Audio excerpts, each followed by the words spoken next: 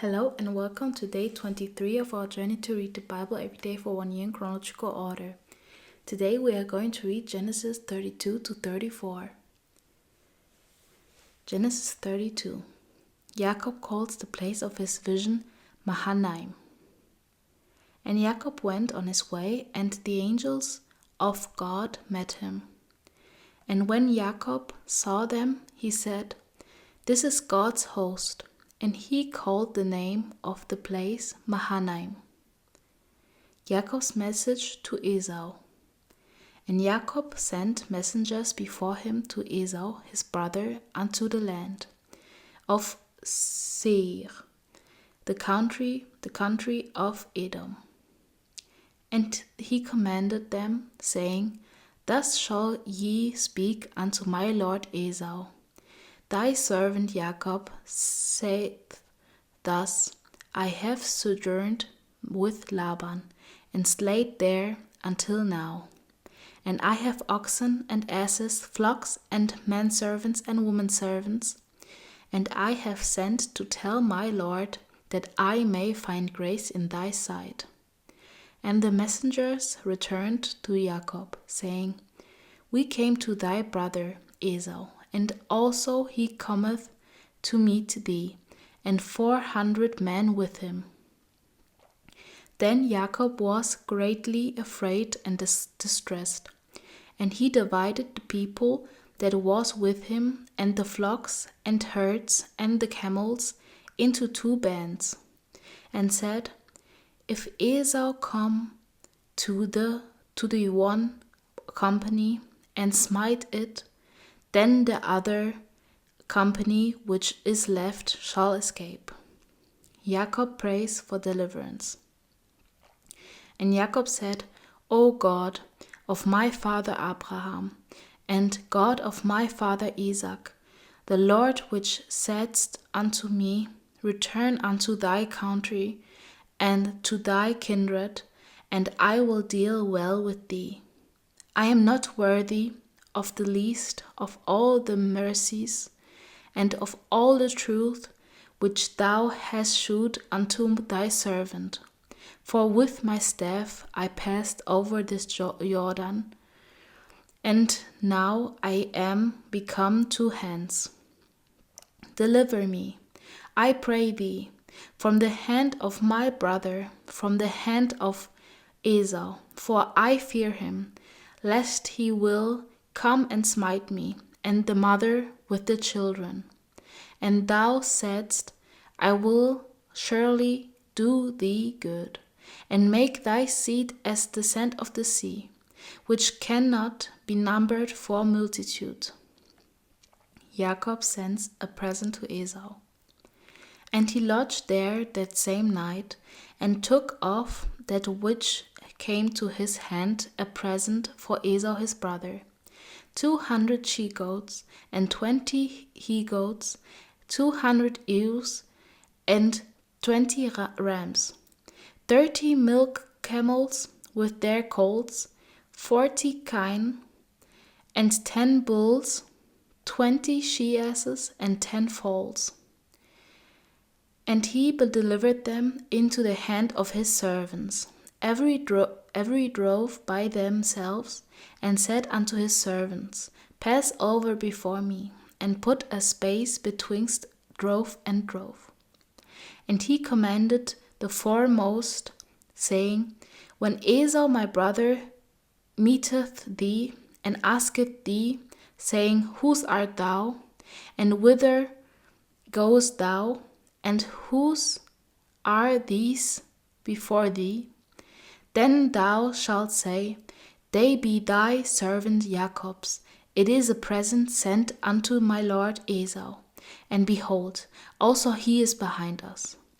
And so commanded he the 2nd and the 3rd, and all that followed the droves, saying, On this manner shall ye speak unto Esau, when ye find him.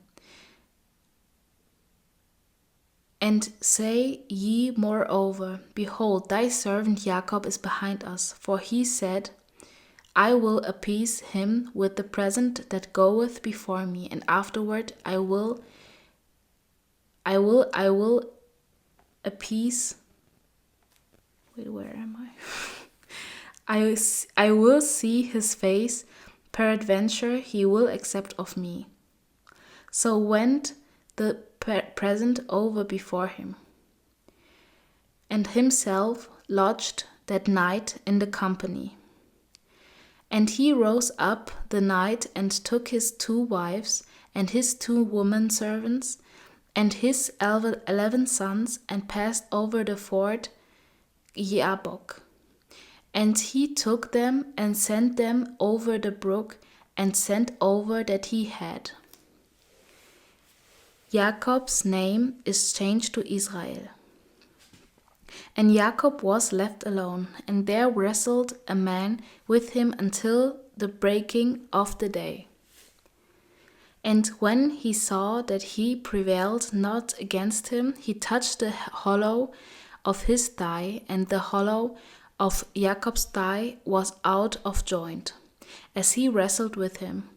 And he said, Let me go, for the day breaketh. And he said, I will not let thee go, except thou bless me. And he said unto him, What is thy name? And he said, Jacob. And he said, Thy name shall be called no more Jacob, but Israel. For as a prince hast thou power with God and with men, and hast prevailed. And Jacob asked him and said, Tell me, I pray thee, thy name. And he said, Wherefore is it that thou dost ask after my name? And he blessed him there, and Jacob called the name of the place Peniel. For I have seen God face to face, and my life is preserved. And as he passed over Peniel, the sun rose up upon him, and he halted upon his thigh. Therefore the children of Israel eat not of the sinew which shrank, which is upon the hollow of the thigh, unto this day, because he touched the hollow of Jacob's thigh in the sinew that shrank. Genesis 33. Jacob and Esau meet. And Jacob lifted up his eyes and looked, and behold, Esau came, and with him 400 men. And he divided the children unto Leah and unto Rachel, and unto the 2 handmaids. And he put the handmaids and their children foremost, and Leah and her children after, and Rachel and Joseph hindermost. And he passed over before them and bowed himself to the ground 7 times, until he came near to his brother. And Esau ran to meet him and embraced him, and fell on his neck and kissed him, and they wept. And he lifted up his eyes and saw the woman and the children, and said, Who are those with thee?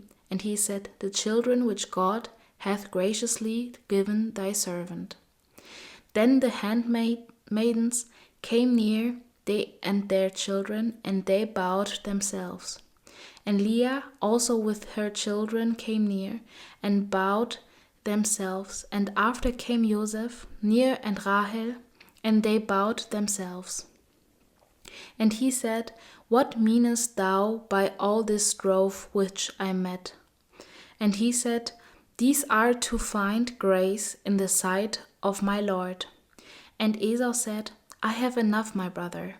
Keep that thou hast unto thyself. And Jacob said, Nay, I pray thee, if now I have found grace in thy sight, then receive my present at my hand. For therefore I have seen thy face, as though I had seen the face of God, and thou wast pleased with me. Take, I pray thee, my blessing that is brought to thee, because God hath dealt graciously with me, and because I have enough. And he urged him, and he took it. And he said, Let us take our journey, and let us go. and I will go before thee. And he said unto him, My Lord knoweth that the children are tender, and the flocks and herds with young are with me. And if men should overdrive them one day, all the flock will die.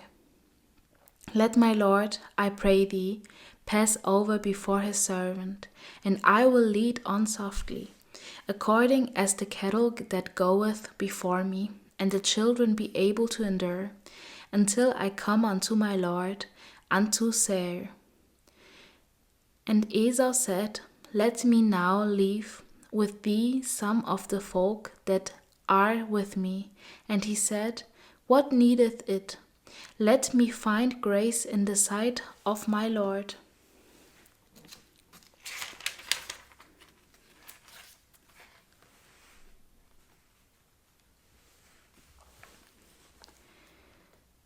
So Esau returned that day on his way unto Seir. And Jacob journeyed to Succoth, and built him an house, and made booths for his cattle. Therefore the name of the place is called Succoth.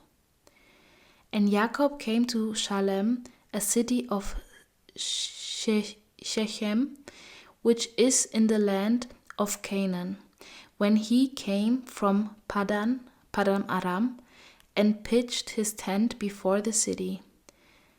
And he bought a parcel of a field, where he had spread his tent, at the hand of the children of Hamor, Shechem's father, for 100 pieces of money. And he erected there an altar, and called it El Elohe Israel. Genesis 34. Dinah is ravished by Shechem, or Shechem, I think it's Shechem. And Dinah, the daughter of Leah, which she bare unto Jacob, went out to see the daughters of the land. And when Shechem, the son of Hamor, and the Hivite, prince of the country, saw her, he took her and lay with her and defiled her. And his soul clave unto Dinah, the daughter of Jacob, and he loved the damsel and spake kindly unto the damsel. And Shechem spake unto his father Hamor, saying, Get me this damsel to wife. And Jacob heard that he had defiled Dinah, his daughter. Now his sons were with his cattle in the field, and Jacob held his peace until they were come. And Hamor, the father of Shechem, went out unto Jacob to commune with him. And the sons of Jacob came out of the field when they heard it, and the men were grieved, and they were very wroth, because he had wronged folly in Israel in lying with Jacob's daughter, which thing ought not to be done. And Hamor communed with them, saying, The soul of my son Shechem longeth for your daughter. I pray you give her him to wife, and make ye marriages with us, and give your daughters unto us, and take our daughters unto you. And ye shall dwell with us, and the land shall be before you. Dwell and trade ye therein, and get your possessions therein. And Shechem said unto her father and unto her brethren, Let me find grace in your eyes, and what ye shall say unto me I will give. Ask me never so much dowry and gift, and I will give according as ye shall say unto me, but give me the damsel to wife. And the sons of Jacob answered Shechem and Hamor his father deceitfully, and said, Because he had defiled Dinah their sister. And they said unto them, We cannot do this thing, to give our sister to one that is uncircumcised, for that were a reproach unto us. But in this will we consent unto you. If ye will be as we be, that every male of you be circumcised, then will we give our daughters unto you, and we will take your daughters to us, and we will dwell with you, and we will become one people. But if ye will not hearken unto us to be circumcised, then will we take our daughter, and we will be gone. And their words pleased Amor, and Shechem Amor's son. And the young man deferred not to do the thing, because he had delight in Jacob's daughter, and he was more honorable than all the house of his father. And Amor and Shechem his son came unto the gate of their city, and communed with the men and of their city, saying, These men are peaceable with us. Therefore let them dwell in the land, and trade therein. For the land, behold, it is large enough for them. Let us take their daughters to us for wives, and let us give them our daughters. Only herein will the men consent unto us for to dwell with us, to be one people, if every male among us be circumcised as they are circumcised. Shall not their cattle and their substance and every beast of theirs be ours? Only let us consent unto them, and they will dwell with us. And unto Amor and unto Shechem his son hearkened all that went out of the gate of his city. And every male was circumcised, all that went out of the gate of his city. Jacob's sons killed the men of Shechem. And it came to pass on the third day, when they were sore, that two of the sons of Jacob, Simeon and Levi, Dinah's brethren, took each man his sword, and came upon the city boldly, and slew all the males. And they slew Hamor and Shechem his son with the edge of the sword, and took Dinah out of Shechem's house, and went out. The sons of Jacob came upon the slain, and spoiled the city, because they had defiled their sister.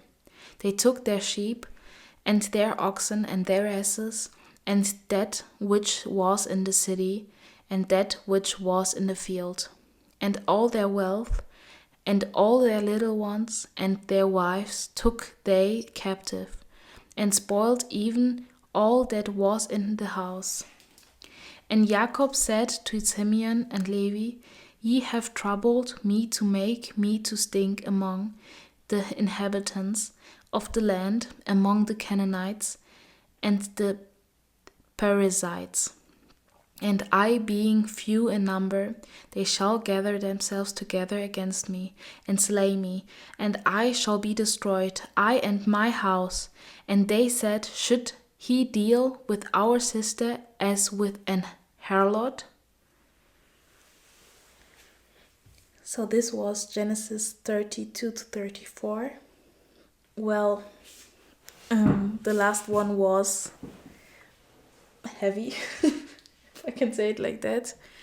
The problem I always have with graphic scenes is that in this case I do understand a bit why they did it, but that doesn't mean it's good. Because well, for once, why did all the men had to suffer? Because they killed all the men of the city. Because it would have been understandable if it would have been only Shechem and his father, right? Well, it's not really understandable. It's still a sin. I don't want to say that it's good to murder. No, I would never say that, and I would never think that. But then it would make sense because it was another time, and well, the pride of a family and their their brethren is really important back then, and well, still to this day, but not as much as in the Bible.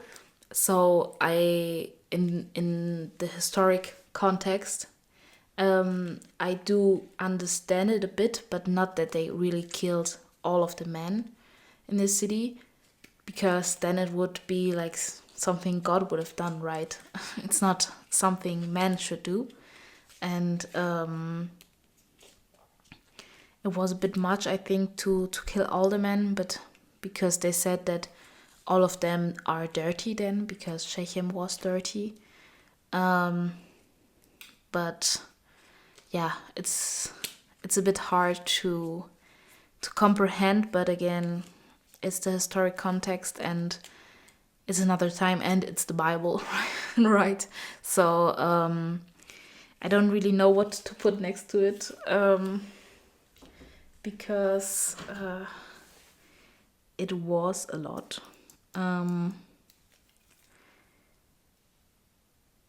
I would just say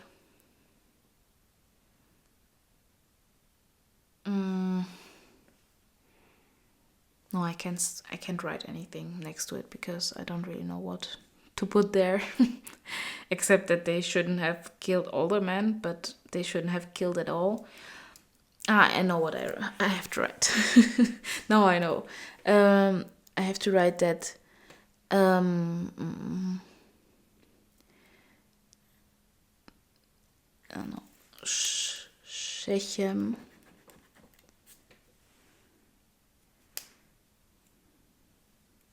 So Shechem. Oh.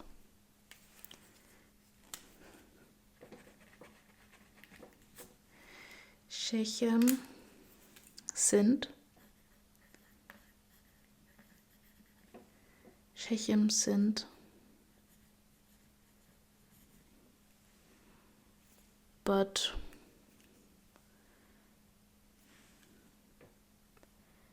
no, Shechem sinned, so Jacob sons sinned. Simeon was Simeon and Levi, I think. Yeah, Simeon and Levi.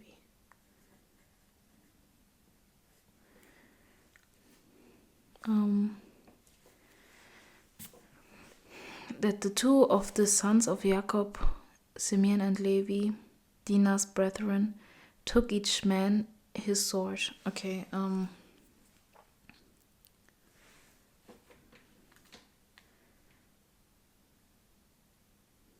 yeah, should be avoided. I want to write should be avoided, but I don't think that I have to write down that I should avoid murder. So,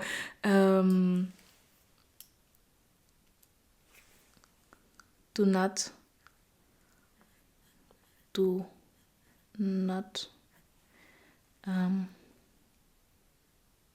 sin because of a sinner. This is better. Because that's more universal, right? Because yeah, it's the same thing that when we have a fight, that they say something bad to us, so we have to say it back, and that's not right? Because you shouldn't you shouldn't sin just because another person sinned. You have to be the bigger person, and you have to be mature enough, I guess, to not let that go through you, or like not get in your head because somebody said something mean and then you have to take revenge or something.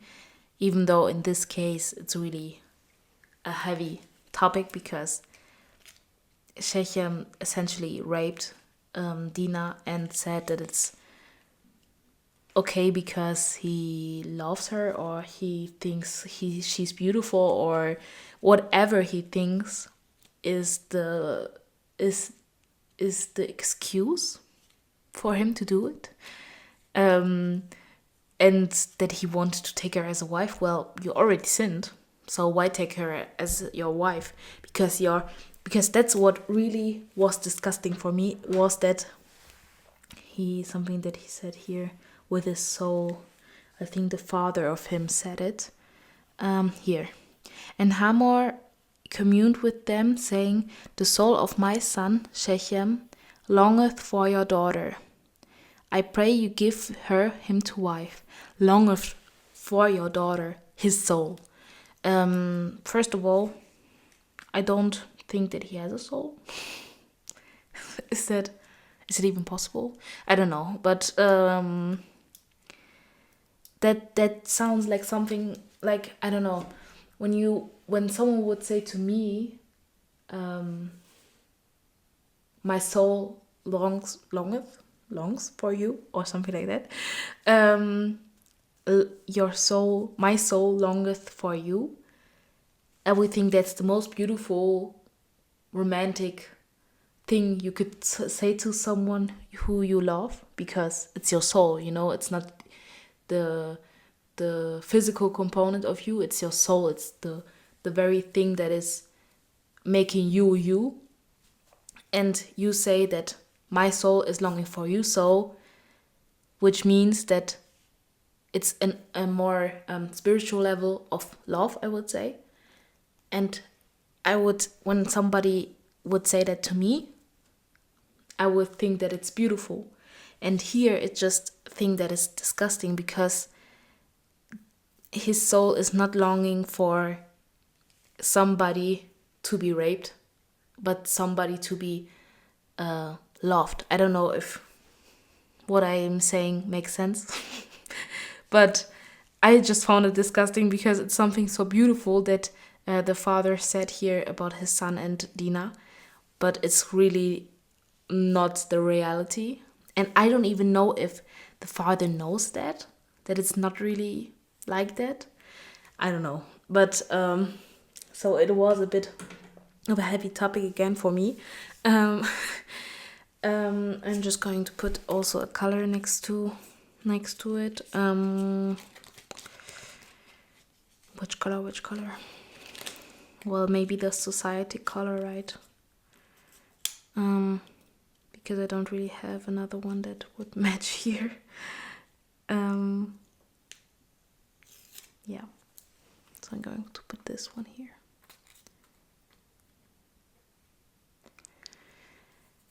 And even though it was a heavy topic today, I hope you have a great day, evening, or night. And I hope I see you tomorrow. Bye.